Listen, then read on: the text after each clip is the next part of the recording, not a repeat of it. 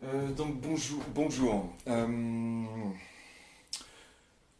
Après la vidéo sur la gravitation, puis ensuite sur le poids, la relation entre poids et masse, qu'on a réussi à déterminer grâce aux mesures de la masse avec une balance et du dynamomètre et du poids avec le dynamomètre. Je vous conseille d'aller voir un peu tout ça. Tout ça aussi pour euh, la démarche qu'on doit avoir, c'est-à-dire qu'on se pose une question, par exemple le poids, ça dépend de quoi, ça doit dépendre de paramètres, hypothèse, oui, ça doit dépendre certainement de la masse, voilà. Et ça dépend aussi peut-être du lieu où on est, voilà. Alors, vu qu'on est sur Terre et qu'on ne peut pas aller sur la Lune, je vous avais dit, on va fixer le fait d'être sur Terre, et donc on fixe en fin de compte, on a appris l'intensité de pesanteur, hein, qui est à peu près, en gros, alors c'est 9,81 newtons par kilogramme à Paris, mais ici, on va dire sur la Terre, globalement, c'est 10 newtons par kilogramme. Alors faut aussi se souvenir que plus on va être élevé, vous savez, Newton, il nous dit, plus on est distant de l'objet, moins l'interaction est grande. Donc ça veut dire que si on est au-dessus de l'Himalaya, on n'aura pas le même poids. L'intensité de pesanteur est moins grande et la force qui nous attire vers cette Terre est moins grande parce qu'on est plus distant du centre de la Terre. Et on va prendre la référence centre de la Terre. D'accord. Et c'est même si vous montez encore plus haut, vous allez dans l'espace, là, votre poids, imaginez-vous, hein, vous lâchez la craie et la craie, elle reste en l'air. Parce qu'en fin de compte, on est tellement loin que la Terre ne va plus nous attirer. Et nous n'attirerons plus, du moins la craie n'attirera plus le sol. Et donc on dit en A, pesanteur. A, pesanteur. Absence de pesanteur. Bon, ça vient du latin. Le A, absence. Donc on a fait tout ça et on va s'en servir. On va s'en servir, mais j'aimerais vous parler donc maintenant en mécanique d'une chose intéressante et que vous connaissez. C'est l'énergie. L'énergie, en fait, c'est un peu ce que vous dites. Je me lève le matin, j'ai la frite, j'ai la patate, j'ai de l'énergie. Et ben c'est ça, l'énergie. L'énergie, c'est une grandeur physique qui caractérise la capacité d'un corps, la capacité de quelque chose à bouger. Donc quand vous vous levez le matin, vous avez de l'énergie, vous pouvez bouger, hop, vous avez la capacité de bouger.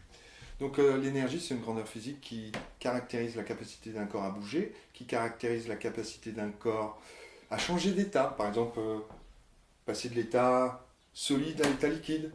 Imaginons du fer solide et puis il passerait à l'état liquide. Bon, on le chauffe et tout. Voilà, il lui faut de l'énergie pour, sous forme thermique, il faut augmenter la température pour qu'il passe à l'état liquide. C'est la capacité d'un corps, ça caractérise la capacité d'un corps, cette énergie, euh, à émettre de la lumière. Le soleil, une énergie, hop, il émet de la lumière. C'est la capacité d'un corps, ça caractérise la capacité d'un corps à produire de l'électricité, alors, ou à réagir. Là, on peut parler des piles. Il y a des réactions chimiques qui vont produire de l'énergie électrique. Bon, voilà ce que c'est en gros l'énergie. Ça permet plein de trucs, hein. Ça permet de casser des choses, ça permet de dans vous êtes une machine énergétique, c'est-à-dire vous mangez, vous respirez, le dioxygène plus le glucose, du moins tout ça s'est transformé en sucre à l'intérieur des cellules, il y a une réaction chimique, hein, une combustion lente, sans flamme, qui va produire l'énergie nécessaire à vos muscles pour vous déplacer, l'énergie nécessaire à chauffer votre corps à 37,2. Et puis bon, il y aura les produits de la réaction, hein, ça va être du CO2 que vous allez expirer avec de la vapeur d'eau. Voilà, d'accord. Alors voilà ce que c'est en gros l'énergie. Alors dans l'énergie, il y a une chose qu'il faut savoir, ou on va dire trois choses, mais il y en a une qui est carrément super importante. C'est la première loi de la thermodynamique. Je vais la dire en version simple, c'est tout bête, l'énergie se conserve. L'énergie se conserve. Exemple d'énergie, comment dire. Eh ben, reprenons cette histoire de manger. Vous mangez des choses, tout ça c'est de la matière. Matière, selon Einstein, vous avez certainement entendu dire c'est de l'énergie et tout. Et puis vous la transformez par réaction chimique et vous allez créer de l'énergie calorifique, thermique, pour vous chauffer, de l'énergie mécanique parce que vous allez vous déplacer, ou de l'énergie même cinétique. Et si vous faites le bilan, eh ben, tout ce qu'il y a à l'entrée, il y a à la sortie. L'énergie se conserve. On prendra divers exemples. Mais maintenant, à la limite, j'ai introduit les deux autres petites choses. L'énergie, en plus de se conserver, sa manière de se conserver, elle va être double. Elle peut se transférer. Et alors là, si vous avez peut-être joué à la pétanque, imaginez, vous faites ce qu'on appelle un carreau, vous lancez la boule, hop, quand votre adversaire a mis la boule trop près du cochonnet, vous ne pouvez pas aller plus près, donc la seule façon c'est dégager la première boule, celle de votre concurrent. Et donc vous envoyez une boule, hop, par-dessus, et tac, vous positionnez votre boule, vous, près du cochonnet, et l'autre boule est partie. Donc en fait, on comprend bien que là, la boule, vous lui donnez une énergie, parce que, comme je vous ai dit, ça caractérise la capacité d'un corps à bouger. Donc cette boule possède une énergie, et paf, elle va transférer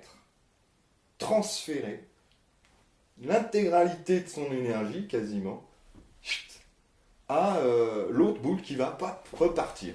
Donc on a une énergie de mouvement, paf, qui va être transférée à l'autre boule qui va partir avec une énergie de mouvement. Alors bien sûr, il y a un impact, il y a des frottements, et donc on aura une perte d'énergie. On appelle ça perte, mais parce que ça devient de l'énergie inutilisable, mais elle est là, elle existe, donc elle n'est pas perdue réellement. Il faut la considérer. On a donc une énergie de frottement, une énergie thermique. Vous pouvez faire l'expérience, hein, vous tapez plusieurs fois dans vos mains, et puis vous verrez, vous aurez chaud. D'accord ? Et donc cette énergie thermique, elle chauffe l'air ambiant, hein, en fin de compte, et puis elle est inutilisable. Mais l'énergie de mouvement de la première boule va être égale à l'énergie qui part en énergie thermique, plus l'énergie cinétique, l'énergie de mouvement de l'autre boule. Ok ? L'énergie se conserve et elle se transfère. D'accord ? Elle peut aussi, là, transférer veut juste dire que l'énergie de mouvement devient de l'énergie de mouvement, mais c'est juste l'objet qui change. D'accord ? Première boule, deuxième boule. Maintenant, l'énergie peut aussi se convertir. Alors là, on peut prendre l'exemple d'une voiture. Vous roulez, vous avez une énergie de mouvement dans votre voiture, et puis d'un coup, vous voyez le feu rouge, et bing, vous appuyez sur le frein, vous freinez. Les disques resserrent sur les roues, il y a frottement, énergie thermique, hop, l'énergie de mouvement, jusqu'à ce que la voiture, tac, s'arrête pendant qu'on freine, va être convertie en énergie thermique et être perdue, pareil, dans l'air. Ok, ça c'est convertir de l'énergie. Alors on pourrait s'amuser, et vous pouvez avoir ça d'ailleurs au brevet, des petites chaînes de conversion d'énergie. C'est-à-dire on pourrait s'amuser à prendre, alors c'est pas un ventilateur, mais faisons rapide, c'est une éolienne, d'accord, hop, hop, hop, d'accord, tac, voilà, éolienne. Alors, vous avez ici le vent qui a un déplacement d'air, d'accord, déplacement d'air dû à des pressions différentes dans l'atmosphère. Ce déplacement de matière, hein, d'air, possède une certaine énergie, une énergie qu'on appellera énergie de mouvement, énergie cinétique aussi. On l'appelle énergie cinétique tout simplement. Pourquoi je dis cinétique ? Parce qu'on la note souvent C en indice là, E petit c, énergie cinétique, c'est comme dans le cinéma, c'est l'histoire du mouvement.